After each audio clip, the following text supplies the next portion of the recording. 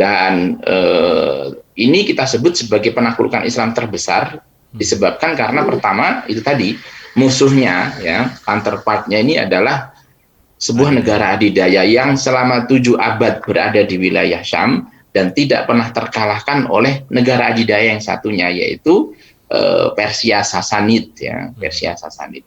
Persia Sasanid itu adalah ibarat Rusia bagi Amerika hari ini. Mereka bertempur, ya, selama 7 abad dengan Romawi, antara menang dan kalah, tidak ada sebuah kemenangan telak yang besar sekali, dan ternyata kekalahan buruk atau terburuk bagi Bizantium itu tidak datang dari sebuah imperium raksasa seperti Persia, melainkan datang dari pasukan gurun pasir yang tidak memiliki pengalaman tempur hebat, tidak memiliki sejarah imperium, tidak memiliki kerajaan, tidak memiliki semua requirement, ya, bagi sebuah peradaban besar yang dikenal oleh orang lain, seperti yang dijelaskan oleh Ustaz Wisnu tadi.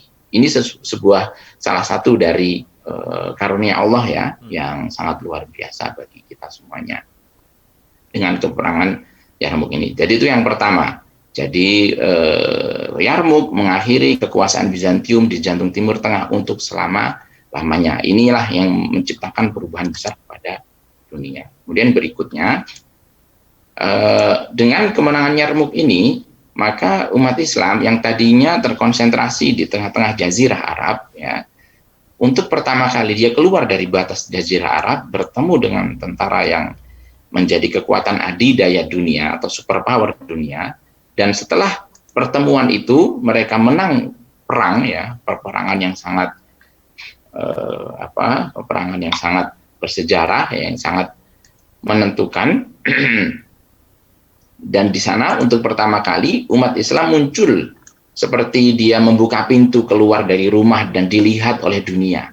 Ya, ini kan Jazirah Arab ini kalau dilihat, saudara-saudara sekalian, ini adalah sebuah wilayah yang sangat terkucil, ya. Ketiga sisinya ini tertutup oleh air, lautan. Jadi sangat terisolasi ini.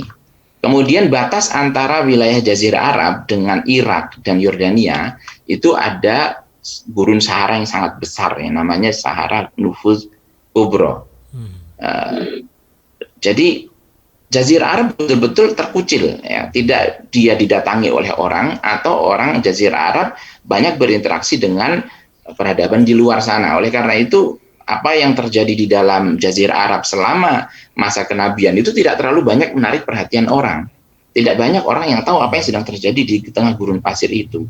Karena tidak ada sesuatu yang menarik di sana. Tetapi begitu orang-orang gurun ini keluar dari rumahnya, ya, keluar dari batas Jazirah Arab, dan mereka bertemu dengan dengan adidaya dunia pada saat itu, mereka langsung menang dan langsung menciptakan sebuah dominasi dan hegemoni, kalau menggunakan bahasa yang disampaikan oleh Ustaz Wisnu tadi, ya, baik dominasi maupun hegemoni dua-duanya dilakukan. Ya. Dan dari sana kemudian Arab membangun pengaruhnya di luar batas-batas tanah Arab itu sendiri. Jadi kalau kita menyebut bangsa Arab, sebenarnya bangsa Arab yang hari ini kita kenal itu dulu tidak seperti itu. Teritorinya. Teritori Arab itu hanya Jazirah Arab saja.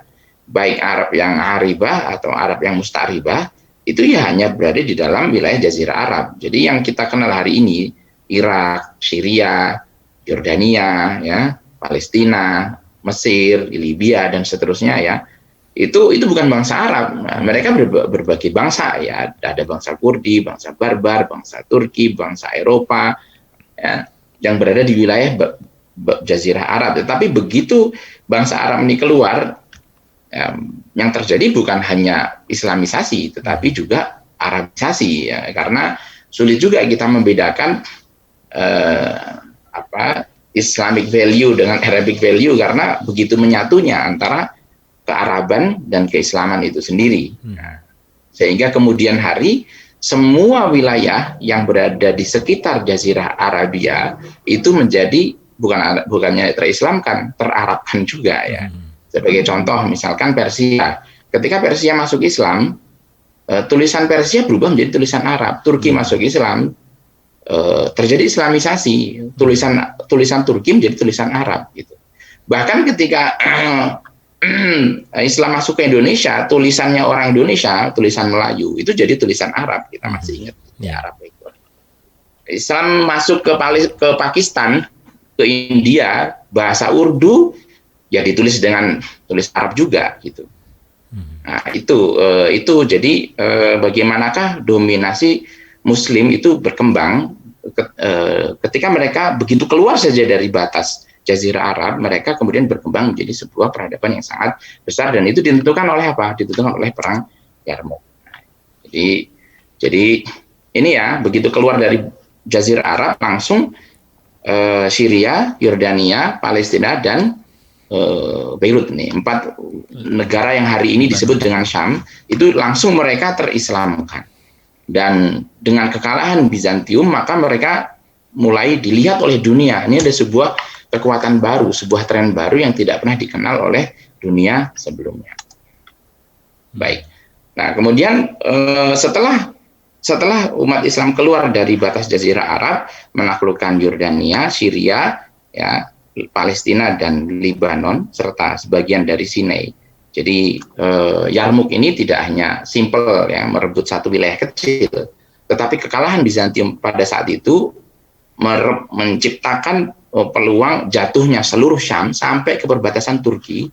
Antioquia itu kalau hari ini sudah masuk ke Turki, dan itu waktu itu jatuh ke tangan Syam, ke tangan kaum muslimin ya. Jadi Antioquia yang berada di perbatasan antara Syria dengan Turki itu adalah wilayah yang menjadi capital city atau ibu kota bagi Syria Romawi yang sudah berusia lebih 7 abad dikuasai oleh Bizantium. Itu direbut begitu saja tanpa ada perlawanan yang berarti.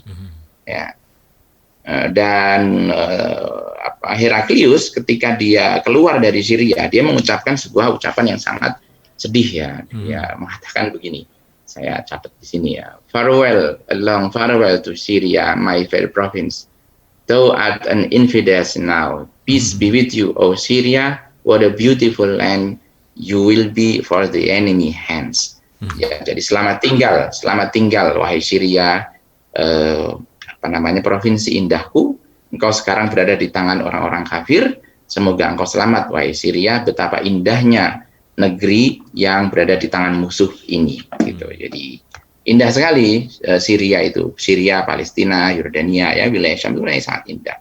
Dan pembentukan Timur Tengah seperti yang kita kenal hari ini itu starting point-nya dimulai dari peperangan Yarmouk ini. Jadi ini adalah peta Timur Tengah ya yang kita tahu sekarang.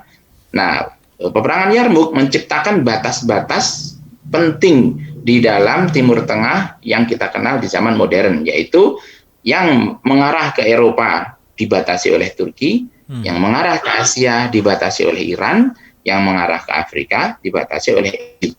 Dari mana batas itu muncul pertama kali? Yarmouk lah yang menciptakan. Kemudian berikutnya adalah direbutnya, ini sangat penting sekali ya, Baitul Maqdis dan Masjidil Aqsa untuk pertama kali. Rasulullah SAW sudah pernah datang ke tempat ini, ya, sudah datang ke tempat ini dalam peristiwa Isra dan Mi'raj, dan ternyata tempat ini menjadi favorit agama-agama dunia. Kristen ya itu setelah terjadinya ekspansi Seljuk ke wilayah Anatolia, mereka kemudian melakukan sebuah ekspedisi militer yang sangat luar biasa, memakan waktu bertahun-tahun melakukan konsolidasi dan perjalanan menuju tanah suci untuk merebut Palestina, ya, Baitul Maqdis, tanah suci mereka.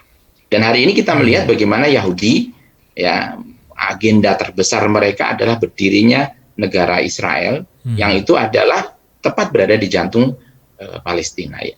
Nah, jadi jatuhnya Palestina ini bukan sebuah hal yang kecil. Ini sesuatu yang bernilai sangat strategis, baik dari segi keimanan ataupun dari segi geopolitis.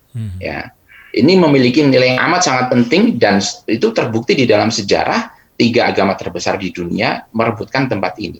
Dan dengan terjadinya peperangan Yarmouk, ya, setelah Khalid bin Walid dan Abu Ubaidah bin Jarrah menang di dalam peperangan Yarmouk, mereka kemudian menuju ke Baitul Maqdis dan melakukan pengepungan terhadap Yerusalem.